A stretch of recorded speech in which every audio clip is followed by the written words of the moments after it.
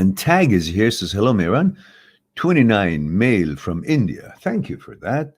Experiencing HOCD for a while. I just want to know how to go about it. And it's severe with sensation and it feels real. Yeah, that's what HOCD does. It always feels real. Otherwise, it wouldn't be called disorder. It wouldn't be called what it is, HOCD. It's like saying, I have a cold and it feels so real. It is, but it's a cold. It's not you. It's a cold that feels real. Understand what I'm saying? It is the cold that naturally feels real because it's a cold. It's not you that feel what the cold feels. It's not you, your awareness, your center, your whole of you, who you are, what you've always been, that is now turned into something or feels the cold. You feel the cold because you have a cold. That's all. Not that because you have a cold, you have now no longer human being. You are a cold, you're a virus. Understand what I'm saying? So when you have an HOCD, like anything else that we might catch or get or have a glitch of or a malfunction or disorder, we feel that what the disorder is. So you will feel HOCD as real because it's real. It's HOCD. You're not what HOCD feels or suggests or promotes. That's not real. The HOCD, the fact that it makes you feel what you feel, is what HOCD does. In that sense, is real. Just like a cold feels real. Just like when your knee hurts, you bang it to the wall, it hurts and it feels real because it hit the wall. But it's not change your knee to something that is going to be feeling like that naturally. It has a reason that feels that because you hit it to the wall. You have a reason. There's a reason that you feel this being real because you have HOCD. There's a reason for you to want to go to the bathroom so often because you have diarrhea and it feels real because it's diarrhea. So you're not supposed to be focusing why it feels real because everything that happens to us feels real because that one thing, whatever it causes us to feel, whatever we feel, is real, is a phenomena, right? Is a disorder, is diarrhea, is knee to the wall, is headache, is cold. But that's what it is. So you're supposed to now find how to understand, educate, remedy, and rewire this glitch, help the cold to be healed, help the need to be taken care of, so it will revert back to how it feels according to your preference and how it originally was designed for you. Capiche? Verstehen Sie? Poznajete? Do you understand? Mi fahmi?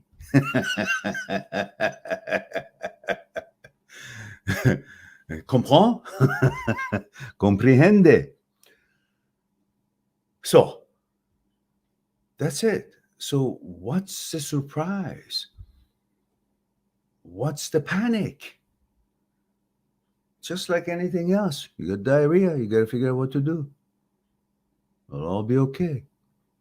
In the meantime, while it's okay, you're going to be feeling diarrhea, cold, knee hurt to the wall.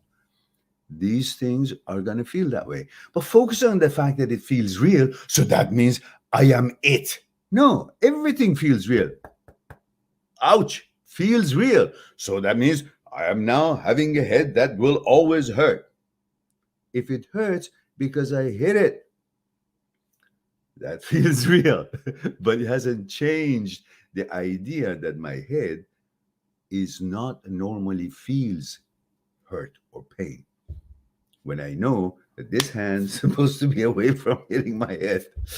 So there's certain things I hope you get the humor in this.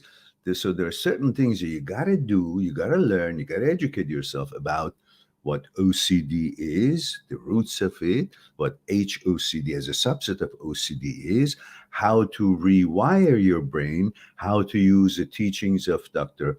Philipson, Dr. Schwartz, Dr. Jan Weiner, and how to learn the four steps of Dr. Schwartz, which is about rewiring the brain through certain steps when an OCD glitch comes up, which includes HOCD and other OCD subsets.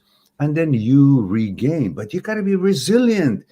You got to protect your values. You got to stick your grounds. You got to do what you got to do to protect and bring yourself back to what you prefer, what you've always been, what you want to be, what you've always been designed to be. Got to protect what we have, not with the first wind that blows and the tree bends this say, oh, now my tree should be looking this way. No, it's the wind. Put barriers, the tree comes back to where it always was because its roots are designed for it to be going straight up. So you help it. If the earth underneath it is moved a little bit, you you fix it, you put harness around it, you stabilize it, and the tree will do its job. That's all. So watch the videos that I have on this channel, hundreds. Just type in OCD or HOCD and you'll see many videos and choose them according to the label or the title. Okay, lol is here. Says hi 22 from USA. For a while, has my HOCD has gotten better. However, the only step back is when I wake up in the morning where I feel attraction and feelings to my thoughts. What can I do? Nothing. Understand that these are attraction and feelings to the thoughts. And thoughts comes from the brain, and brain has a power to make the body react to a thought. That's part of the power of the brain. But because the brain has the power to affect the body to react in a certain way to a certain suggestion, thought, or an image, that doesn't mean that thought is about you or you have become the thought or that thought has a credibility or is correct about you. It's just a natural power of the brain to make the body react to a thought that it conjures up. But that thought that the brain conjures up is irrelevant and meaningless to you because it's contrary to your values and to your preferences and choices. It doesn't matter what thought shows up in your head. What matters is that we human beings live with our vetoes and choices, not what shows up as a suggestion, image, or thought.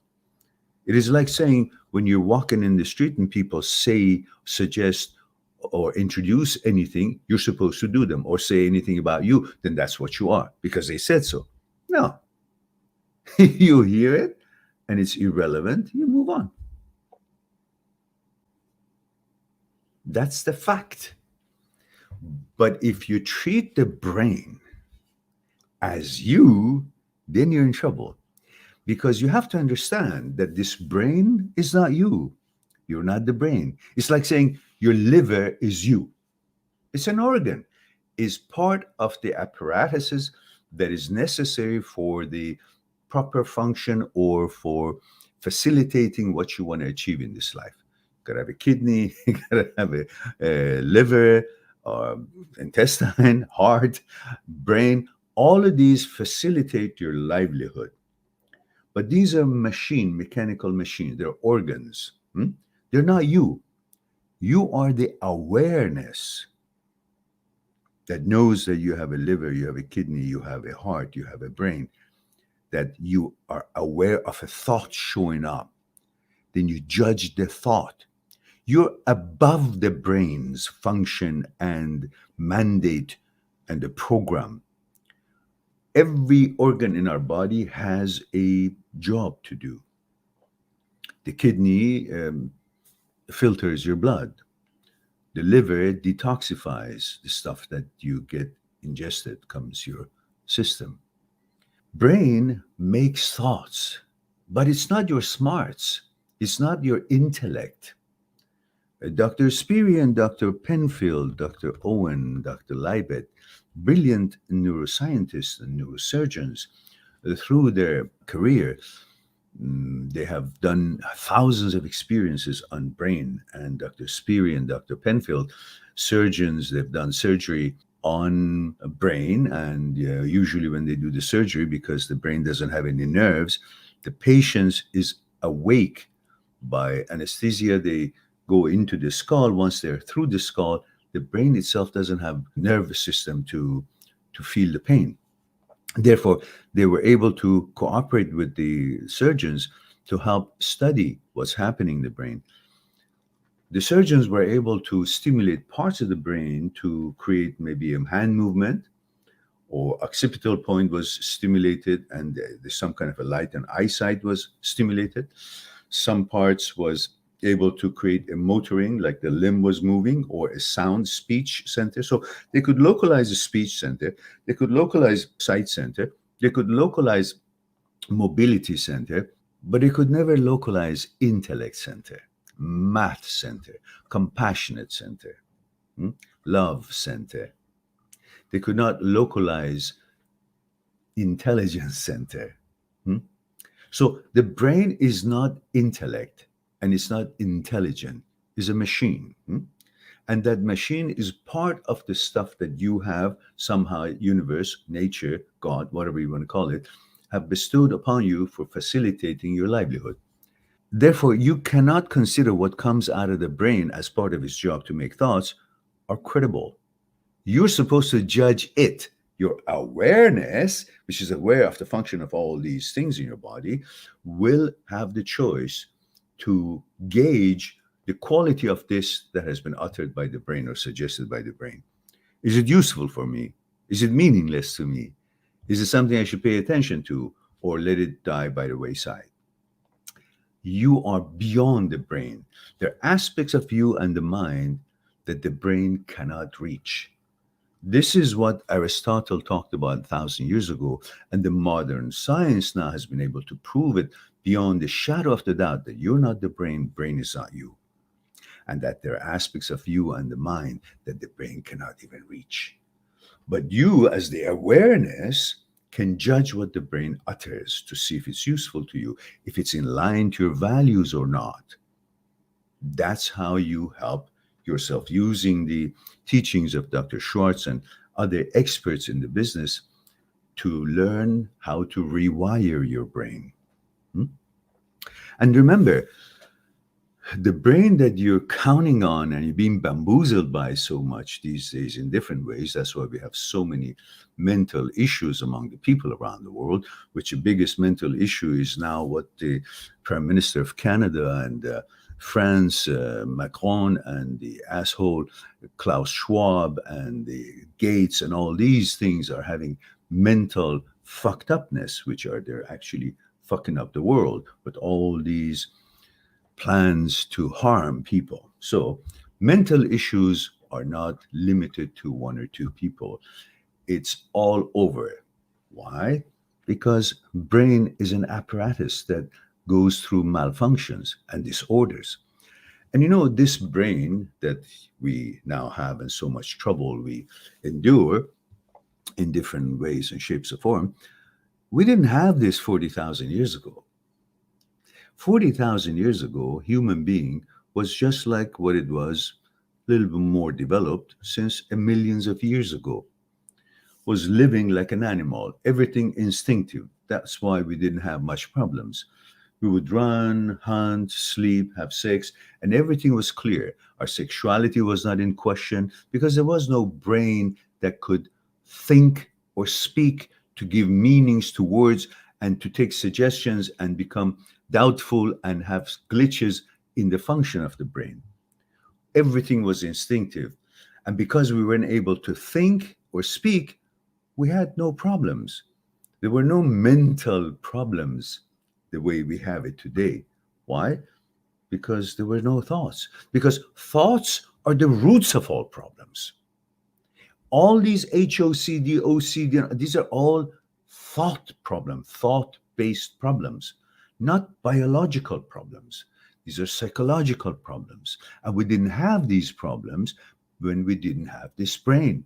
40,000 years ago, we were just living like everything was clear day and night. Your sexuality was clear. You had no doubt. Why? Because you had no thinking and judgment about it. You were what you were. And you were living your life as needed. Sleep, eat, run, hunt, have sex, go on about whatever you were doing. All these started since 40,000 years ago, the glitches, the malfunctions, and so on and so forth. But now, modern science have been able to clearly specify what components of the brain are involved in these malfunctions and what to do and how to rewire and bring it back to its normal setting, factory setting, default setting. And that's what you should follow. Educate yourself and learn how to rewire your brain through neuroplasticity. And Dr. Schwartz's fourth step talks about how you can rewire your brain because of OCD and so on. And you can help yourself by gradually becoming aware of the fact that any organ in our body can have a glitch and malfunction. And in our brain, OCD and OCD subset and HOCD, one of the OCD subsets, it's one of those malfunctions, disorders. That's it. And there's so much information on this channel about HOCD and the components of the brain that are involved and how you can help yourself and understand, analyze, interpret, and so on to go on and get back your normal and balanced self. All right. Alexander is here, says, hello, Mehran. How are you? Hello, everyone. Thank you for that, Alexander. And Alex says, male 35. And where, Alexander, remind us, where are you located? Says, my brain send me to count things and ruminate. How can I break this cycle? I used to count all the telephone poles when we were traveling. Let's say my father was driving and we were all traveling, I don't know, to Caspian Sea or wherever it was. And then later on in life, I had this urge to count the aircrafts. If there's an air show, I had to count them. I had to count everything. Because it's like you're completing awareness of information that was given to you. So the number of airplanes show up in the sky. There's a tendency of thinking that I should be aware of how many. For what reason, God knows. But somehow I got to pay attention to that information thoroughly as a perfectionist. I got to know how many telephone posts or light posts are alongside of the road. In the old times, you had all these poles. You didn't have underground or all the other way technology that we have today. So I would count them. It's a cumbersome work because the bloody thing wouldn't end. So these are just glitches that you think comes from perfectionism, that you want to do everything so perfect, know about everything. It's a pain in the ass. So you just simply drop it. See what happens if you don't. Or there must be a consequence that you're doing this. You think maybe somebody dies if I don't count in or ruminate. Maybe some loved one will something happen to them. Well, take a risk, meaning have faith in the universe and don't buy into that bullshit. Don't let anything control your brain.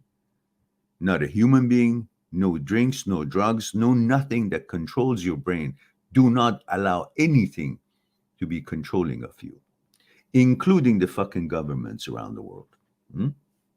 So, meaning that you must understand that perfectionism is the roots of all these OCDs, many of the OCDs and OCD subsets.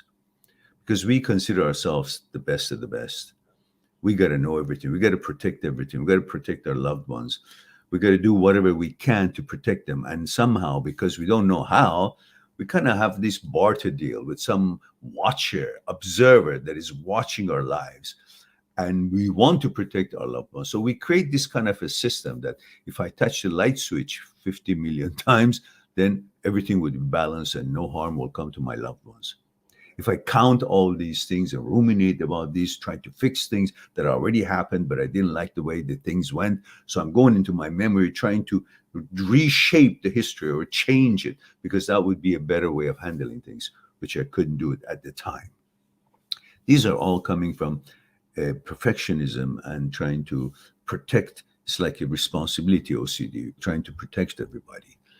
So these are all just simply things that your brain is getting you involved and really has no power, no nothing. But you have somehow believed it. There's a realist part of the realist of the brain plus the gene called VMAT2, and the neurotransmitters involved that brings about believability, like religiosity has to do with this gene and the realist of the neurons and the neurotransmitters, so on. Somehow we end up believing something. Once we believe something, we don't need any reasoning. And that's the problem.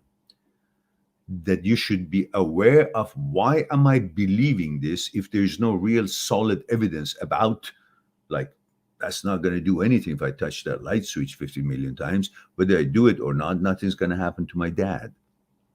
So have faith in the universe and just say, okay, I'm not going to ruminate. I'm not going to count these things. I'm just going to see what's going to happen. And don't attribute anything bad happens to the fact that, oh, I didn't ruminate, I didn't count, that's why it happens, so I should do it. No. Few days pass, you will see nothing changed. Everything that wanted to go wrong went wrong because you didn't do the right thing. Everything that didn't want to go wrong didn't go wrong because you just did the right thing. It had nothing to do with ruminating or counting shit here and there. You got to prove to yourself that none of these works. I had the worst case. I would wash my hands, God knows how many times, check the oven so many times, touch the light switch, just to make sure nothing happens to my father, to my mother, to my loved ones. But then I realized, if that was the case, universe was such a weak ass place anyhow, if that was the case. And if that's the case, the reverse of it should work too. That means if I want something good to happen, I have $1 million in the bank, then just as I would touch the light switch 50 million times and nothing bad supposedly happens to my loved ones, then I should also be able to create $1 million in my bank if I touch that so many times. Create that fictitious belief, right? Or pass my exams if I do certain things. No, unless I studied, I won't. But doing the study and then touching that, it's just superstitious, that's all. Out of need for psychological security. And security has been what we've always been after. Physical security and psychological security. Physical security, we get it through safe physical environment. Psychological security, we don't know how. That's why we revert to all these bullshit. Touch this 50 times. Drink this more than one gulp that you need.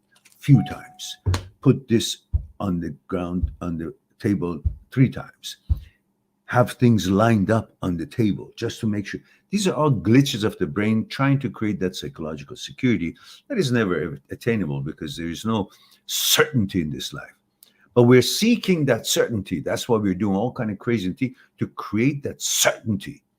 But you got to be able to live with uncertainty. Then everything is under your command because you don't give a shit. You just do what you got to do, the best you can do. Whenever you got to do, you're responsible to do this, whatever is necessary. Then you get the results you're looking for. But you will not bow down to the fact that I got to do all these crazy things in order to make things happen. No, they won't happen just like that. It doesn't matter how many things I line up or touch the wall and all that. It's just seeking that certainty. And I got to be able to live in uncertainty because the whole thing, we are living in an uncertain world and we are okay with it. Look, ever since you were born, you really didn't know where the, lunch going to come because you couldn't think for a year or two anyhow. But lunch was available. Food was available somehow. It was all uncertainty, but you weren't focusing on what's certain, what's uncertain. You were just instinctively living and doing whatever it was, you were supposed to do. Food would arrive, clothing would arrive, all uncertain, but you weren't thinking about it, so you weren't conscious about it. When you got older, you saw the need and the usefulness of all these things that you took for granted and you had it. So you start thinking and worrying about what if I don't have it? Because in psychology of our psyche, Whatever we love and we need, we have, we worry about not having it. When we don't know what we need, what we have, and what we should have, then we won't be worrying about anything because we are not thinking about what we need. But when you grow up and you know what things are good and pleasant and bring comfort and you want to have them, then you start, the brain plays the protectiveness or keeping you alert for making all the efforts you can to have it, and then puts a fear into your heart that what if you don't have it? So you start being fearful of what you think you should have, what you want to have, and what if I don't have it? That fear starts when you get older and you realize that you need these things. Until you're not thinking about the need, you don't have a fear of losing. Anything you love in life, there is a fear of losing it. You love your car, fear of being stolen or scratched. You love your girlfriend, you fear of she leaving you. Love your money, fear of losing it or being taken away. Everything you love, there is a natural feeling of fear of losing it. Same thing, you love your sexuality, you love who you are. So again, the brain goes to work and goes and attacks it, increase the fear of what if you're not what you've always been loved to be, and so on. And then it leads to that certainty and psychological security and perfectionism, and the OCD hits and OCD substance and the HOCD and all the other kinds of it. It's all just a malfunction of the brain. If you understand that, then you become okay with the uncertainty. You won't seek certainty. You don't give a fuck if the type of suggestions or images or thoughts of some sexuality other than what you prefer, what you are, what you've always been shows up, and you will be just fine because you don't care about any of these suggestions or thoughts on images, whatnot, and glitches of the brain.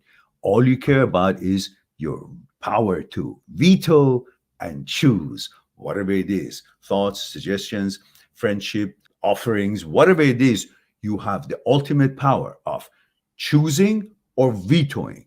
That's how you roll in life. Not about, oh, it has to be the way that I would be sure it is the way it is, that it's suitable to me. No, I don't care what it is because I have the power to choose. And if it's not suitable in line with my values, I won't choose. I veto and I go on. So whatever thought, images, feelings that the brain makes the body feel, and that makes me, oh, wow, my body felt something. Well, that's the power of the brain. It can make the body feel. But the fact that your body feels something that the brain suggested, it doesn't give credibility that the thought was correct, because brain has the power to make the body react to some thought. And when it does react to some thought, that reaction of the body is not an evidence that the thought about you that was created by the brain has any credibility or it's correct. That I have now changed because it was suggested and my body felt something. I have the arousal. No, none of that. The brain can make that things happen because of a thought. But that activity, that actuality of a feeling of the body created by the body is not an evidence of credibility to the thought that was created by the brain. Don't fall for these things. These are all glitches of the brain. So live with your vetoes and choices, and you don't give a shit what shows up in your head or not. Whatever shows up has no power to bring anything to actuality. Only you, your awareness, has the power to choose or veto and go about your business, whatever the thought, image, or suggestion may be by the brain. No different than other people suggest anything in the street to you. You accept or you don't accept. You veto or you don't. You choose or you veto. Same thing. Brain is just a third entity. It's not you. You're not the brain. So you don't have to listen to it. You have the ultimate power. All right. Having said all that, subscribe on my channel, visit my channel, and go through the videos that you might be interested in. Mind@seekstruth.com is making it one step away to talk to me one-on-one on Skype and discuss what's concerning you. I'll talk to you soon.